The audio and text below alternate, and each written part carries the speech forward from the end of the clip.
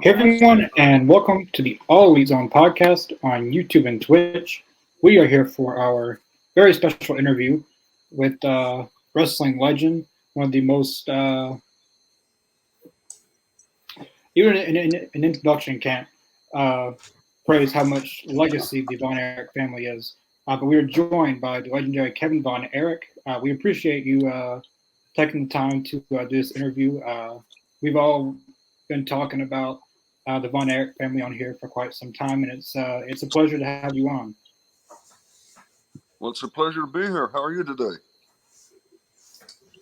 We're doing pretty good, it looks like. Doing good. We are all well. We're better now. Yeah, me too. I'm trying to work the sun. Can you count to three for me, will you? You guys give me a little. Hello? 1, 2, Hey, here. 3. Yep. 1, 2, 3. 1, 2, 3. All right. I think we're all right. All right. Yeah, I guess we'll go around so we definitely appreciate you being on and taking the time out of your day to do this interview. The first question I want to ask you, but you've seen the movie Iron Claw, right? I would assume you have. This movie's about you, but have you seen the movie Iron Claw? Yeah, I have seen it. It's Oh. Yeah, it's a good movie. It's a movie. It's not like historic necessarily, but excuse me. That I tried to give them some leeway, being how they had tried to cover 10 years in just 2 hours. I knew it would be tough. A lot of information out there, but all in all, they spent a lot of money on it, and I thought it would be good for the business, good for my sons, and good all around. And so I went ahead and endorsed it. As far as wrestling fans know, they know my dad and know back in those days, and so then maybe I have known a little different Von Erichs than were portrayed out there. But we had a great time. But it's a movie, so what it's entertainment. So I just thought, well, let everybody have fun. So how did you feel that Zac Efron played your character? Do you think that he portrayed the personality of Kevin Von Erich like you would have portrayed it, like you would have been back in that time? Well, actually, I feel like it would have gone a lot better if we would have met each other. Because I never met the guy. I didn't know they were going to make a movie. I didn't know a thing. I was out in the hammock one day feeding my duck. And, my daughter came out and told me that you're making a movie, and then so I said, "Get me that director on the phone. I want to, kind of get in on this, find out what's going on." And so I called the guy. Real nice guy. He's from England, and he watched out on the I guess Screen Sport out there. But he'd always loved Von Erich, so he was really looking forward to doing the movie. I thought it seemed pretty good, so I kind of had to trust him, But yeah, I'm glad I did. They're good people. They tried their best. They did a good film. And as far as the story is concerned, there are a lot of details that weren't really that way. But the gist of the story was that we were raised rough. We had a rough dad, but he was born back in the Depression, 1929, and in those days, a man had to be tough, and a man has to be tough today too, believe it or not. And that's what I think the story does. My story would be like a lot of us get kicked, and we get down, and we start to think, maybe I can't fight out of this. Maybe too much for me, but not too much for you. Just keep fighting, keep trying, keep doing your best, because as bad as it looks, a bright day is on the way. You trust God, you do your very best, can't go wrong. Keep on fighting, keep doing your best. I think the movie I hope the movie gives that kind of uplifting kind of feeling to people, because a lot of people have had it just worse than I have, a lot of disasters happen to not just Kev here, but a lot of people have had it. So, just keep it up, because the bright day is just keep trusting God, keep doing your best, and you won't lose. I can give you my word on it. Hear, hear. Right. Mr. Von Erich, my name's Adam. Pleasure to meet you. Huge fan of you and your family. I just have one question. I know we talk about your wrestling career, but many people don't know you played football in college. And I wanted to know about your experience before you got into professional wrestling. Did you do any other sports in high school? But besides football, did you do high school wrestling? I just want to know other activities you were involved in. Well, I did, and in high school I was a high hurdler. I ran the high hurdles and the low hurdles, and also the high jump. I jumped 6'6", and it was like the bar was over my head, and I thought, man, I can really high jump.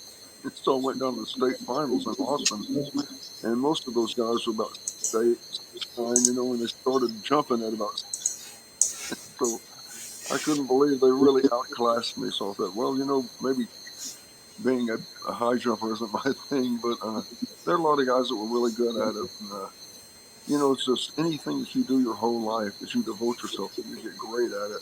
And, I was a football player first. Okay. Um, Hi, my Love name it. is Sai.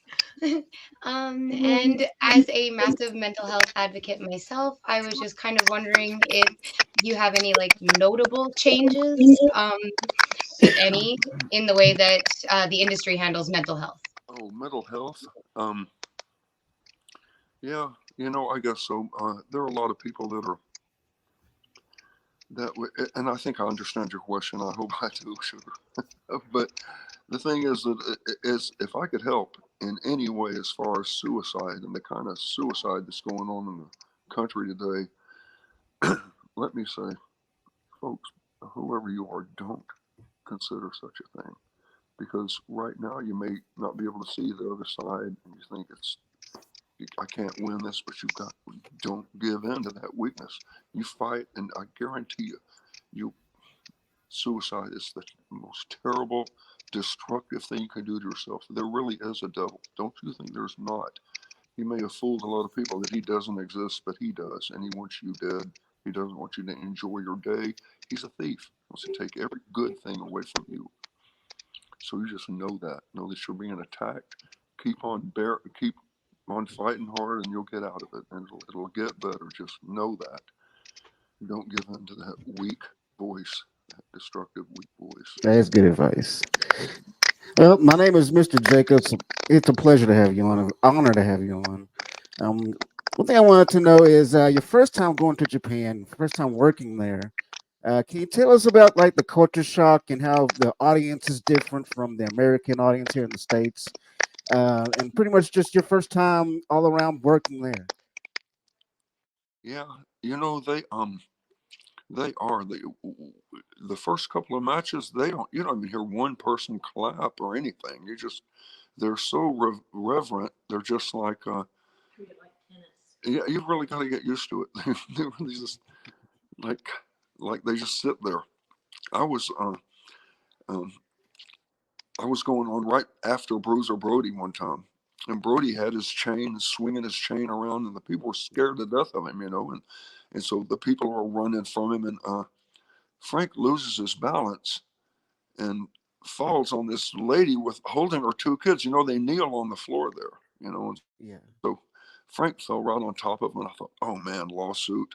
But no lawsuit. She just bowed and apologized and backed out of the way. I mean, it's just different over there, So, but they're wild, and when they do really go wild, they do go nuts. My dad was wrestling Giant Bob over there, and those people are so reverent and all that. They've been quiet until Dad's match got out there, and they livened up quite a bit. And he was going to the back, and this guy stabbed him in the top of the head with a ballpoint pen, those big pens. I think they still have them. It broke off in my dad's head. He started chills and all that, and I felt so sad for him. But my dad was tough. And hey, you guys, I hope I touched on that enough. My dad was a great man, one of those honorable men I've ever known. Great. Mr. Von Erich, it's a pleasure to meet you. And it's Matt Gracie here from representing the Canadian side of the team. And I did have the pleasure to actually see the Iron Claw in the theater, which I was really entertained, really enjoyed the movie. And I was just going to ask you, I mean, Zac Efron and Jeremy Allen White, are great actors. How did you feel? I mean, their stature is around the 5'6", maybe 5'7", maybe 5'8". Great actors. How did you feel picking them to really portray yourself and your brothers, who obviously your stature was a lot larger than that? Was it more important to have the actors and the acting come through as opposed to trying to match more of the size? How did you feel about that?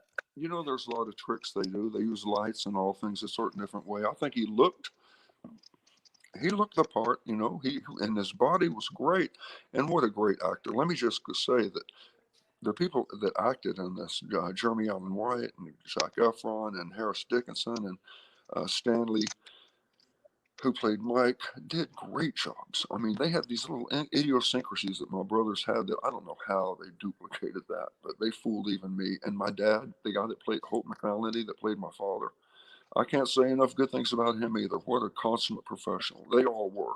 And so, you know, I have no complaints there. I think they were professionals and they did a great job. And maybe I do wish I could have talked to them a little bit beforehand, but, you know, let's face it, I don't answer my phone. I'm in Kauai. I'm either playing with the grandkids or I'm spearfishing or, you know, swimming or something. So just to follow up on my question there, and maybe because I'm just not familiar with it, you know, the fact that they were, you know, producers were doing a story about your family, do they have to get permission from you for to tell certain things or to, you know, remove certain things from the story, or do they don't have to, you know, say speak to you at all about that? How does that process? You know, I'm glad you asked that because I used to, you got to admit, 20 years ago, I went out to the Hawaiian Islands and we bought a place out there on the mountaintop. You know, really, we're right below the cloud line. And I don't come down except once a month to go to the doctor, you know, and for a checkup and all. But you know, I kind of backed out of society for 20 years, you know, and so I thought, well, maybe this is a new thing. Maybe this is because I even hear he has a toy out for sale that says Kevin Von Erich on it, but it's got his face on it. So I'm sure that would have really not been legal back in my day. And you know, and as far as doing a movie, but it very well could be, guys, that I'm a part of the public domain because I've been on the air for 40 years, you know, and at least 40 years. I started 40 years ago, and so you know, I'm really not sure, but I'm not the type of person that sues people. You know, I want everybody to do the best and do well, and so good for them, and no complaints here. Great. Well, thanks for that. All right, Mr. Von Erich, this 8-year-old kid sitting here inside of me is going crazy right now. Watching you every Saturday morning. My first memory of you was not world class. I want to say, and I could be wrong on this, was Georgia Championship Wrestling. You had came in and wrestled Jimmy Snuka.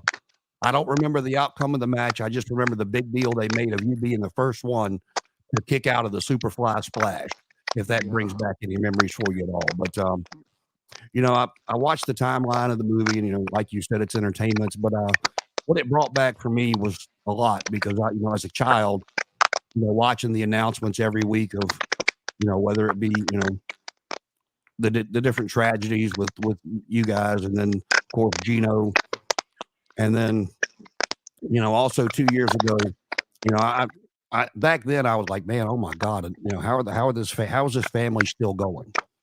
And 2 years ago, I lost my 19-year-old daughter to a car wreck, and it's just the movie brought back some tears between going, you know, like you said earlier, you know, you got to pick yourself up and you got to keep going. Yeah. And I will say, just watching everything that I've been watching here over the past, you know, I asked them earlier if I was the oldest one in the group. We didn't really get a chance to finish. The reason I asked was I was going back and thinking of all the territories that I watched growing up, and, you know, seeing you on AEW programming. In my opinion, World Class was the closest thing back then that we had to what we have as AEW now. World Class was always so action-packed to where the rest of them were kind of an infomercial to talk to in the arenas. You know, you'd have your matches, you know, here and there, and maybe a mid-card main event at the end of the show. But World Class was action from start to finish. That hour at 11 a.m. every Saturday morning in Martinsville, Virginia. And just, I'm telling you, you've been an inspiration, whether you were out of the limelight for 20 years or not. You picked yourself up. You got a beautiful family. And seeing you on AEW Rampage coming out with that smile on your face, Now, I will say, I don't know if you noticed it or not. If you go back and watch that, you were smiling all the way down the ramp. But as soon as you got in that ring and put that iron claw on, snapped back into Kevin Von Erich, the pro wrestler. And it warmed my heart from somebody that's been watching you since I was very young. And Okay, where we leave off? I was telling y'all about something. I was smiling going to the ring. Yes, we were talking about the reason you were smiling walking down the ramp. Yeah, but so I was telling you that before I had a show with TNA, I believe, Misty or Dixie Carter, remember? And Yeah. and so I ran down. It was kind of like I rescued my sons, but this time it was so far from that. I think here I am doing this now again, but I'm not rescuing my sons. They're cleaning house and doing great. And so I thought this is a happy day for Kev. It was.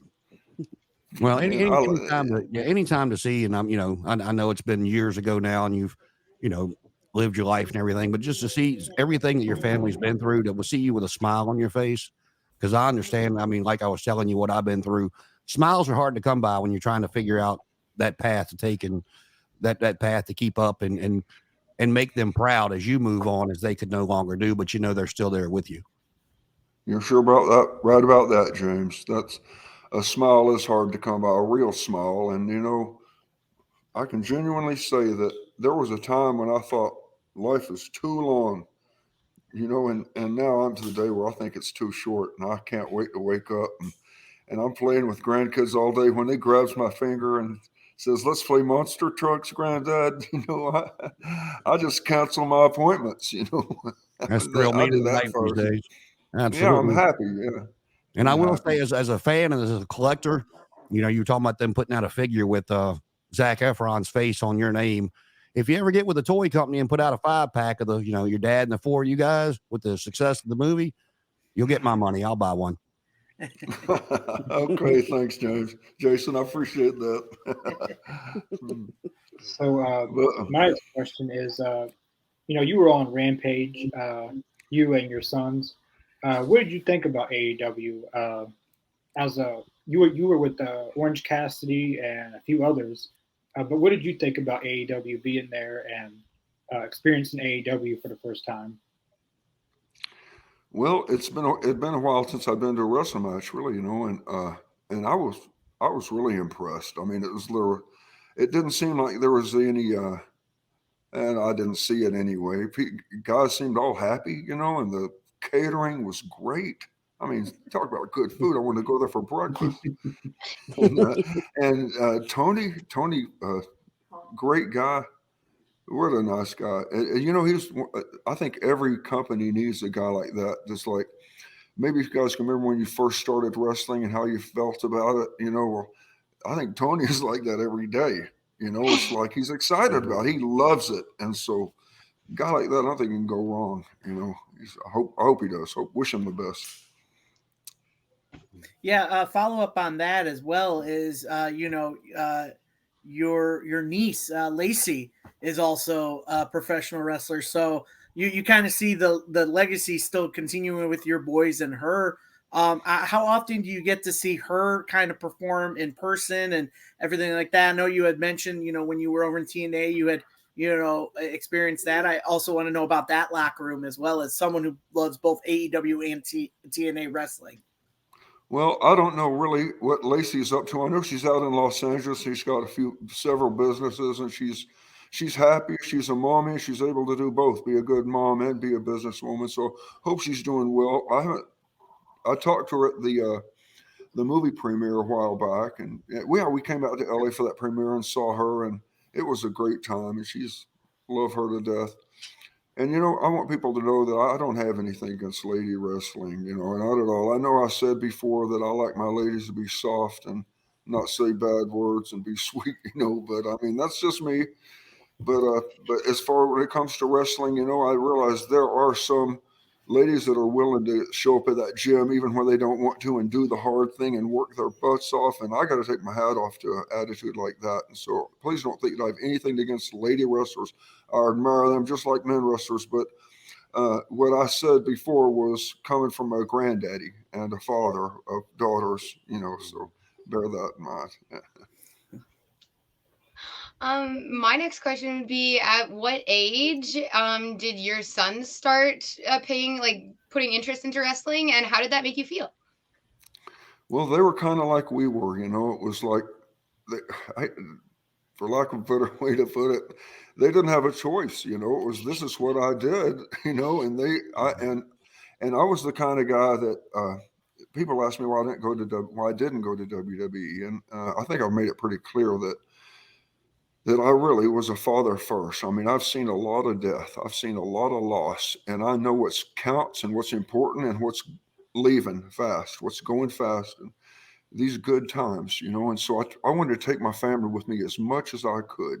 And that meant for some rough road trips, but it also meant whenever we got there, they played in the ring just like me and my brothers did, you know. And it was like, so they started wrestling probably at 8 or 9, you know, or even younger when they were kids with me, just like Rock did with his kids, Rocky Johnson did with Rock, you know, and all with Dwayne.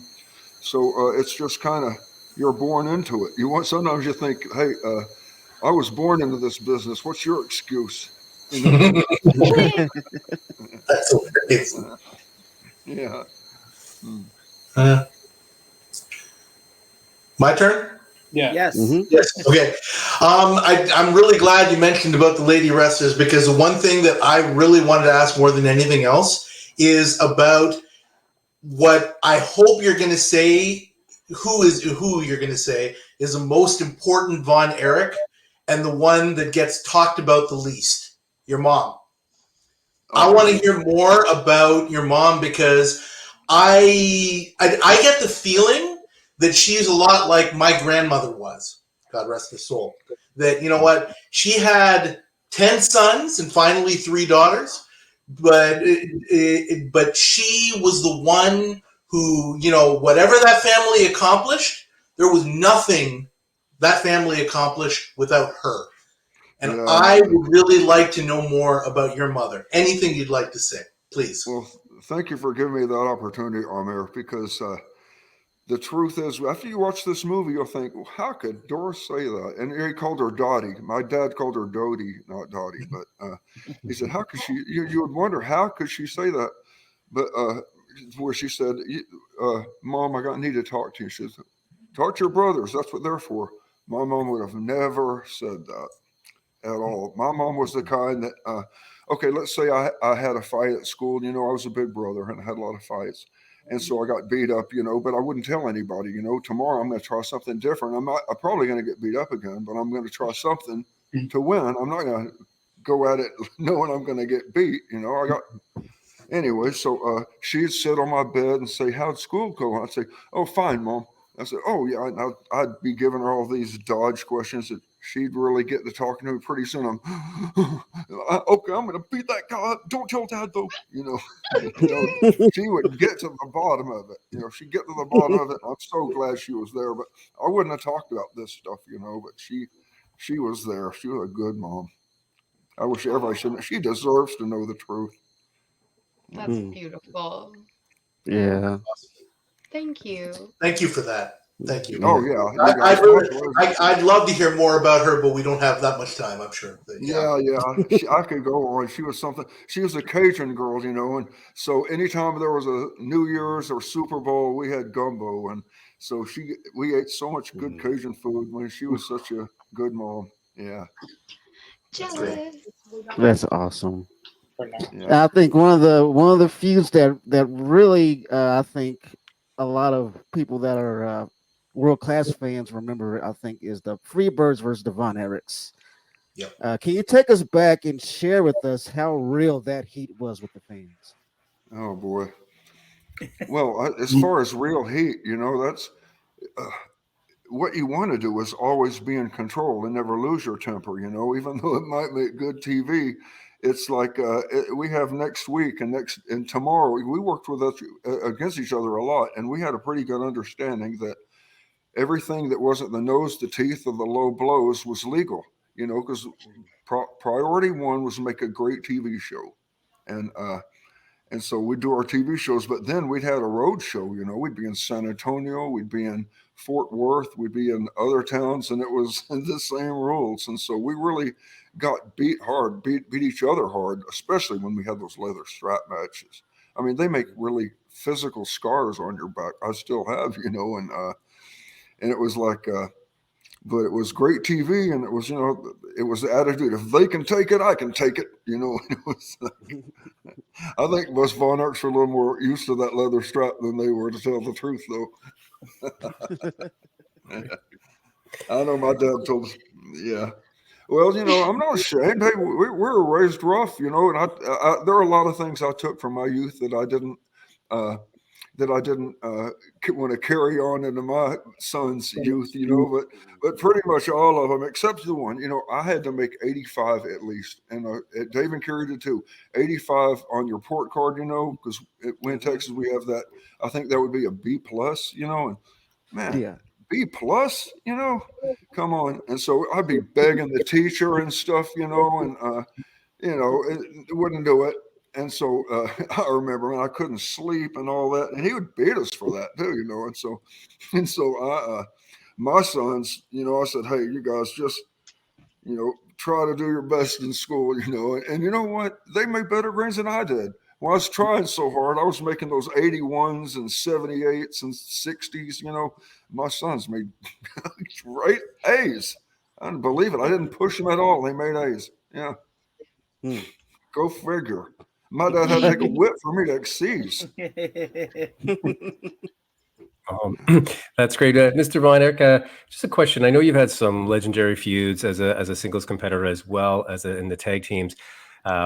What match or feud do you remember that you feel personally that was the most important to your career, where you came back and said, that was it. That's the one that propelled it. Maybe it was before Ric Flair. It's just that match that took you to that next level of that superstardom. Well, after we had the Freebird run, Michael Hayes and I were old tag partners from Atlanta Wrestling, and it was his inspiration for our music and all that with our openings, and so that was great. But I'll tell you, after that, when they started using contracts, see, we'd always been independent contractors. There were no contracts. You went to I'd go to I could go to Japan, and I'm Kevin Von Erich in Japan. I go, it's like I have the right to my name. We were independent contractors, and now it's contracts. It's way different. Everybody is you wrestle these guys only in this area, and it didn't used to be like that. But as far as how did you phrase your question again? What was the match or the feud that personally was the tipping point for you, where you felt that's the one for me? That's the match that propelled me, or just personally that you felt was the best for you? Yeah, it's when you said personally, because after that, after the Freebirds left, then it was because they had signed a contract with Mid-South. They couldn't wrestle for us anymore, and so we had Chris Adams, who was a good guy, really, and Gino Hernandez, who was the best of the best. I really admired that guy. He had such a talent. But I can remember the matches that Kerry and I had, because Dave was dead by now. So not just Kerry and I had, and Mike, with Gino and Chris, with Gary Hart as their partner. I look back on those days, and I remember getting in that ring and going all out. It felt great and loved it. And I mean, the matches were bloodthirsty and raw. I think worse, even more rough than the Freebird matches, that Chris and Gino matches. I mean, the Cotton Bowl and on. It was, we poured it on. I mean, no holding back. And it was a lot of fun, but it was, I'll tell you, this Dark Side of the Ring TV show they have, it's going to come out soon, about Chris Adams. They came out in Hawaii and talked to me about that. And so I told them, they told me all this. Chris did this and Chris said that, and Chris. And I said, well, I know this. Chris Adams was always on time, and he always did what he said he was going to do. That's a man of his word. And as far as that stuff outside of the ring, I didn't know Chris that way, but I know him to be a businessman that kept his word, and an honorable man too. A man that wouldn't let he wouldn't let someone weak be stomped on while he was there. And We have good men in wrestling. Steve Austin's like that. You know, guys that won't stand there like a post when they see something wrong come about. You know, step in and change it if you've got the equipment to do such a thing. You know, and he was like that. So he sure had my admiration. So I went out to England a while back to the south of England where he's from. I think his parents live in Exeter now, just near Devon, but it's down near Cornwallis. You know, where it's a really cool place. It's super green, but they have palm trees that far north. Can you believe that? It's because that Gulf Stream runs up the east side of America, and that wind comes off of that warm water, and it just makes it tropical there for them. It's like beautiful, and it's a beautiful place. And Chris's parents live there, and they're real nice. And I went and met them and talked to them. I told them what kind of man Chris was, but more importantly, I met his big brother. Neil is a world champion karate man and for Great Britain, and a beautiful, lovely wife, you know, and I don't say enough about those good folks. And this is probably going to make Chris look pretty bad, but I just like people to know, whatever, he was my friend, and he did right by me, you know. That's all I can say. Yeah. Great. Thank you. Well, I will say, going back to all the you just talked about, I know wrestling is full of opinions, but you know, going back for all the feuds that I have seen since I started watching as a child in the 70s and the 80s, of course, the original Freebird Von Erich feud by far to me is still the best wrestling has ever seen or will see, with the emotion it got from the fans and just, you know, the heart and soul that all six of you guys were pouring into that. And but I would, you know, you talked about Gino and Chris. I remember the hair versus hair match and watching them act like they didn't know they were going to get their head shaved. They were great. And there was so much talent that came through the world-class doors.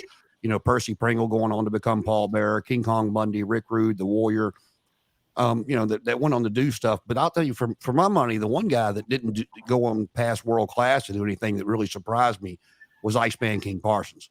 The charisma that guy had, and he was so good in the ring. He could get the emotions flowing, whether he was, you know, cheering getting the crowd to cheer for him, or when they tried to do the revival of the Freebirds with him leading it without Michael Hayes.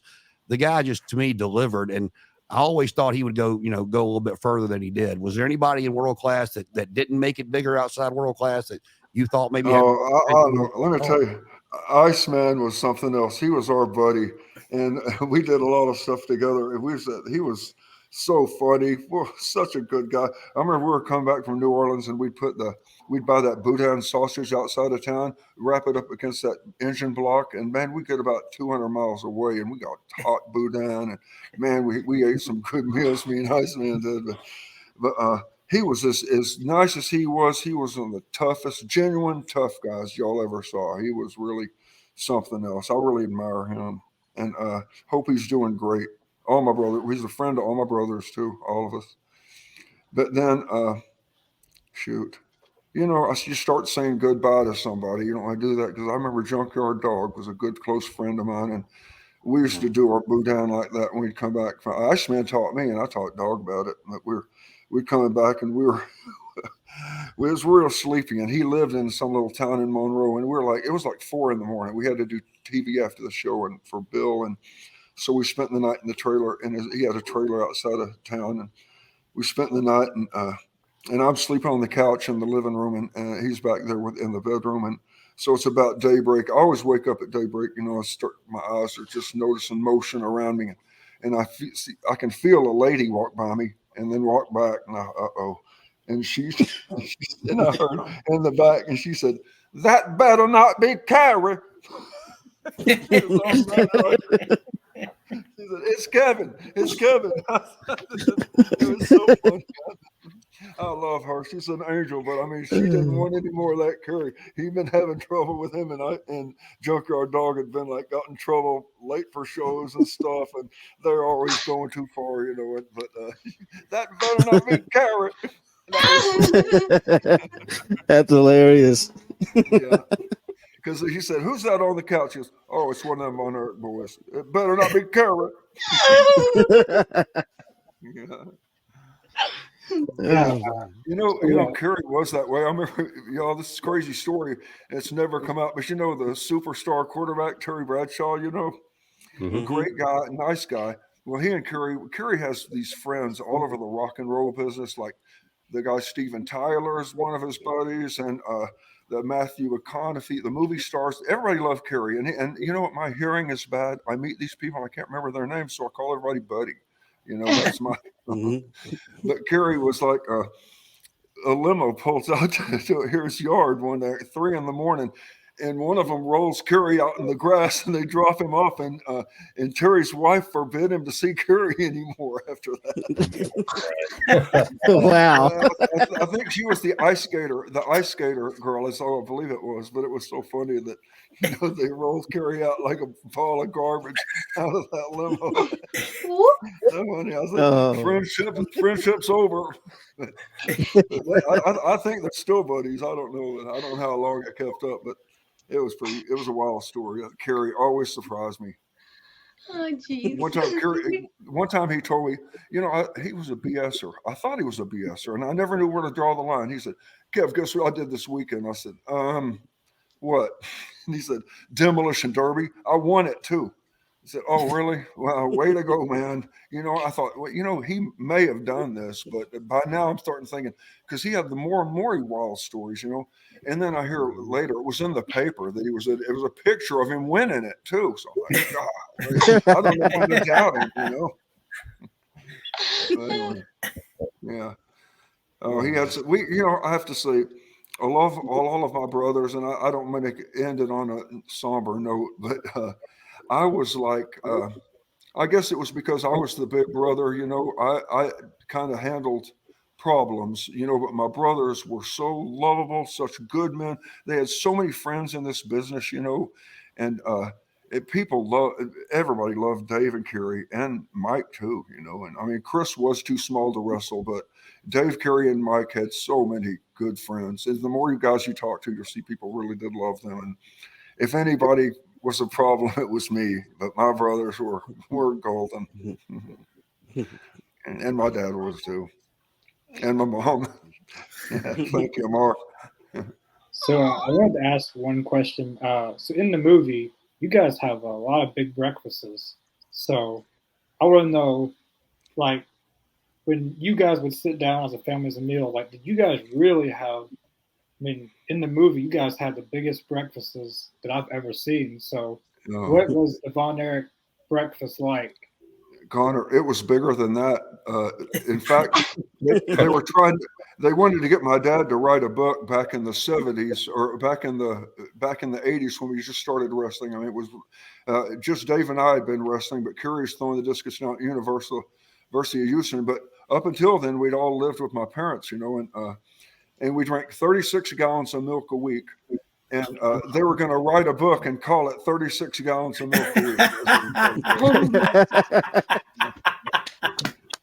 It really was a lot of food. We'd have like 40 pork chops at once, and then we lived on acreage that was covered in blackberries. And so when we were kids, kids weren't supposed to stay in the house in summertime. You're supposed to stay outside. Right. And so we ate blackberries, so many blackberries, blackberries and chocolate milk. We lived on that. Things like that was our favorite food. Nice. That's the athlete food right there. Growing up as an amateur wrestler, that was the athlete food for every week. Just that much food. Yeah, it's a lot of fun. Okay, dream over, redneck.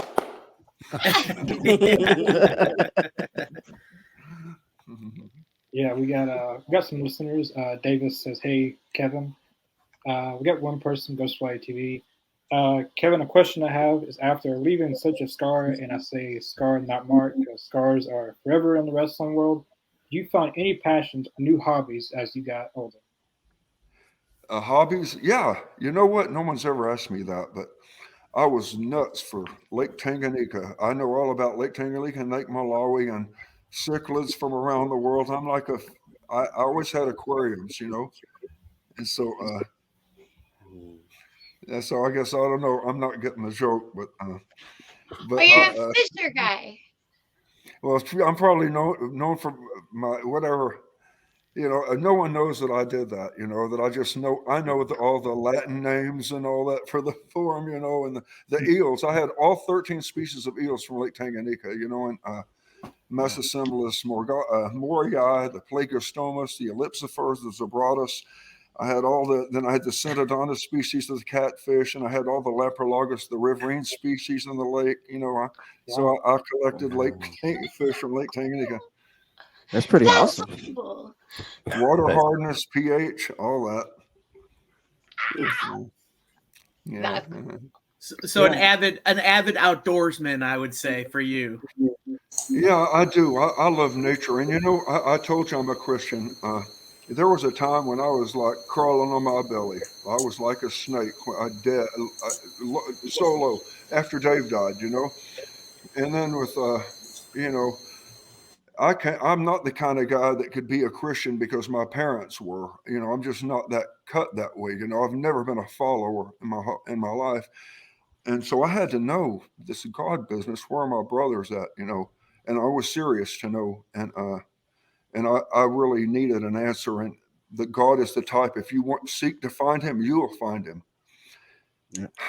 But if it's something you can't ignore, I know it's uncomfortable to think about dying one day, but it's going to happen. When you look down and see that lump where you used to be there, you think, now what? You know, it's a little late to think about it. I say, think about it now. You know, but you know, I was like that. I had to know the truth, and nature is really. I mean, God talked to me. The Bible. When you read the Bible, you're talking to your heart. It will talk to you. God will talk to you if you pray and ask Him. Believe me, just try that, and you'll see what I'm talking about.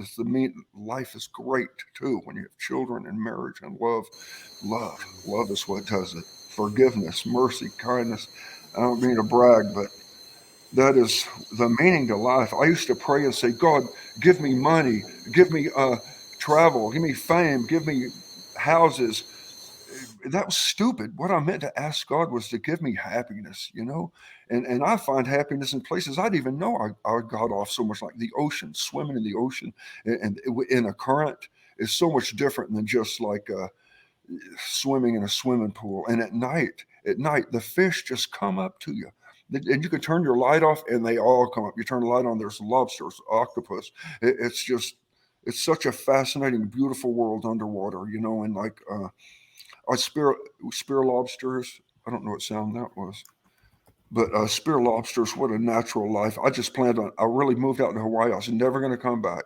I was just going to spear my own fish, you know. And that's not what a man thinks when he's 45 years old. You know, when I went out there. But, you know, it's just nature. Nature is where I saw God, and nature where I see His beautiful signature on so many things, mountain ranges and the beautiful things in the ocean and children laughing and the good things in life. Yeah, man, I see God there, nature. I didn't mean to preach. Yeah, sorry, guys. As a grown man, I'm getting teary eyed. Sorry, Kevin.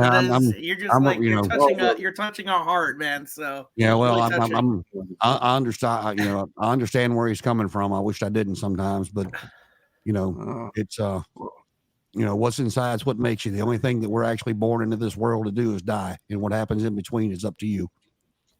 You said it, Jason. That's right. Place to be born, and a place to die. Yeah, that was really good.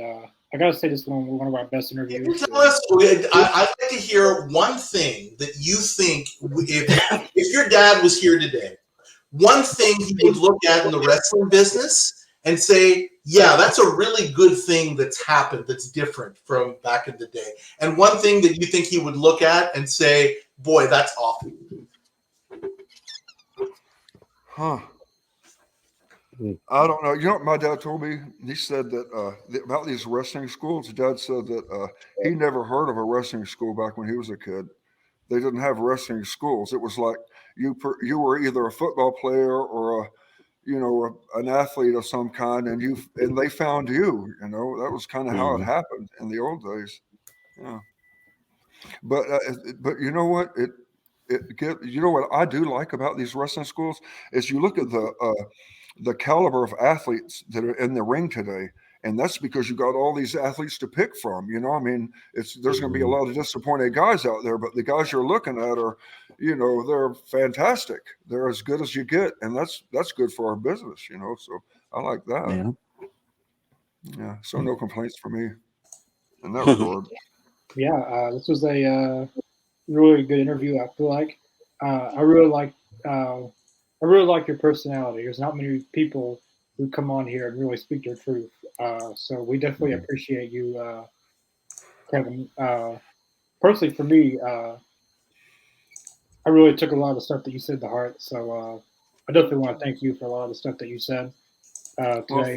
thank you, Connor. Yeah, we definitely have to have you on again at some point. I know we're going to be having your sons on pretty soon. But we definitely appreciate the time that you took for us today. I know there's a little bit of technical difficulties, but I feel like that we overall had a really good interview. And we thank everyone for watching, for people who watched throughout the interview. And you guys, anyone else got anything they want to say before we close out? No, just thank you very much. Thank you very much, Mr. Von Erich. It was definitely an honor and a pleasure. It's my pleasure, you guys. I hope I got to talk to all of you, and it was my pleasure doing this. If you want to do it again, we'll do it again. Yay! Thanks very much. Absolutely. Thanks for your time. God bless all of you. Have a great year. You too. Take care. You too, man.